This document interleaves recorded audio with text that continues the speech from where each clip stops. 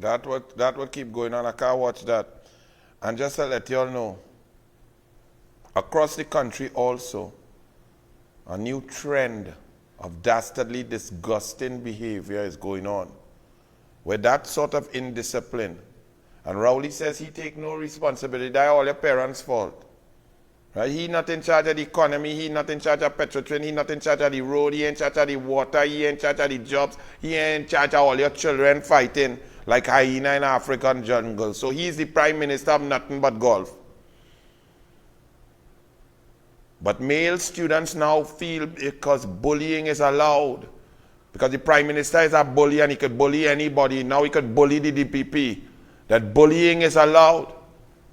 And young boys across this country feel they could do girls anything they want.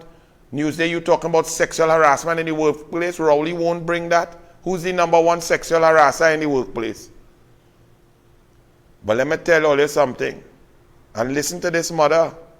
And to the police, to Fitzgerald Hines, to the ministers with responsibility, to Ayanna Webster Roy, charge of children, to Minister Bundles, to all of you in government who like position and can't do your work. Y'all are disgraceful. Because this is just one story, but this is going on throughout Trinidad and Tobago. Hear the pain of this mother and check and see.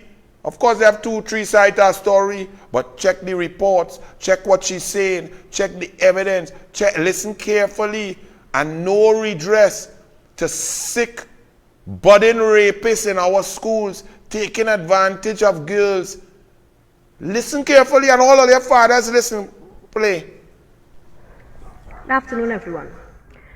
Who knows me? No, I'm not the type to vent on social media. This is the last resort. Over the past 2 to 3 months, I've had numerous reports of my children being on the receiving end of bullying. My child had lashes stemming from chairs, being attacked with chairs, iron chairs, to the back of his head, his back.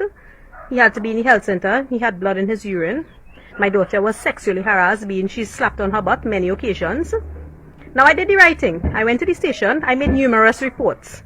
I went to the school numerous times, and the principal told me all she can do is suspend. Okay, no problem. I cannot argue with that. I have, if you can look, all these are reports. 1, 2, 3, 4, 5 reports where I went to the station seeking help. Last Friday, my daughter was in school. The children had a free period where they engaged themselves in these rubber band fights and rubber band activities, play fights or whatever, right? So my daughter, being a quiet person, she stepped out of the class to abstain from getting lash in her eyes or whatever. Now, apparently, 3, 4, and 5 students, now I have their names, I gave the names to the police. 3, 4, and 5 students, 3, 4, and 5 boys, decide that the mother put her vagina there and they want to interfere with it. You understand? One gagged my daughter by her eyes, the other one gagged her mouth, and the other one held on to her arms, and they dragged up a step in an upper floor where they proceeded to fondle with her. They managed to reach so far they removed her underwear and they started to touch her in her vagina. Plain talk, bad manners.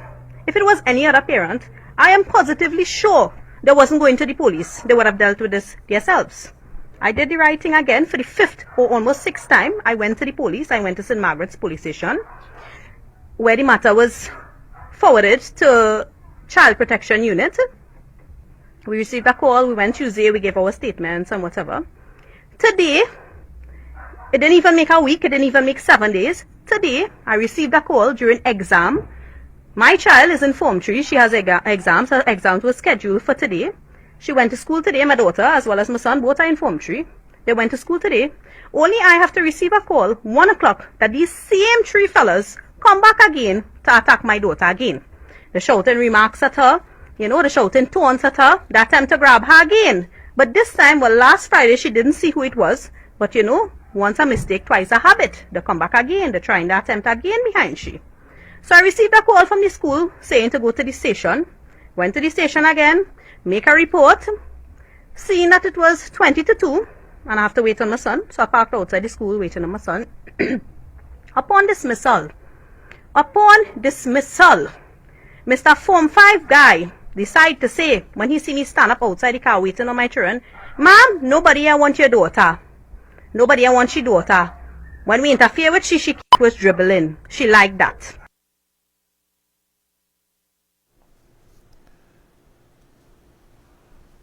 Principal, teachers, children's authority, police, minister of education, minister in the office of the prime minister. All you do all your work. That lady and she husband, God bless them. They are very spiritual, very strong. I don't know about all you, but I weak. And as I sit here, I tell you that in life you must always go through things and know what you will do. When I went in to our government, I know what I go come out for.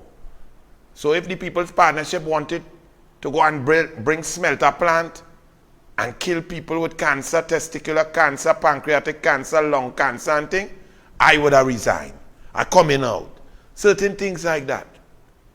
In life I could tell you that my life will mean nothing if any human beings do my daughters that. And if the people in authority cannot give justice and bring budding rapists and sickos, bullies to justice, then I could tell you without fear of contradiction, justice will prevail and I will go and sit down in the jail. No problem, me ain't having no case. No, I want no lawyer. Me, I go in and say exactly, I doing it one time. Because that had to be madness. My daughter, all you just going up, take my daughter going to study, and all you grab she and take she upstairs and pulling off she panty, and all you have to be mad. This country gone mad, and don't think that one incident going on all over the place. And Rowley and them saying that not we responsibility. So what we have our government for? Look at this. No protection from criminals. Four Roads residents share concerns at town hall meeting. That Rowley constituency and the Nosebreaker and Colmimbot around there, all of them. Farmers shot in bed, dead. Pupils stabbed at school. Bandit killed in accident. Twin City residents adopt self-imposed restrictions after carjackings. Gunmen take over vendors' crab. Gun to thief crab under Rowley. Gun to thief crab. Them bandits and them so lazy they can't even go and catch their own crab.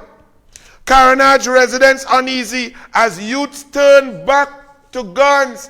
Rowley's constituency, Carnage. Wooling grocery shuts for good after home invasion. After 80 years in business, some old men wooling grocery. They say in St. James they never get robbed. They get beat up, battered, hospital. They say they're done with that. They send out a WhatsApp. Crime across the country. But you know why? Because the PNM does champion crime. Anytime the PNM comes into power, crime escalates. The highest murder rate, 2008, 528 murders, 550 murders, 2008. Rowley put the small pin, 2019, 539. Rowley put sleepy, narcolepsy, pumpsity, rasta, hangs, 614. We now start the year and we reach 129 already. You want to know why? Because the PNM does champion crime. I ain't say it, you know. Watch Miss PNM. Here she good. This government continues to champion crime and criminality in this country. This government continues to champion crime and criminality in this country. This government continues to champion crime and criminality in this country.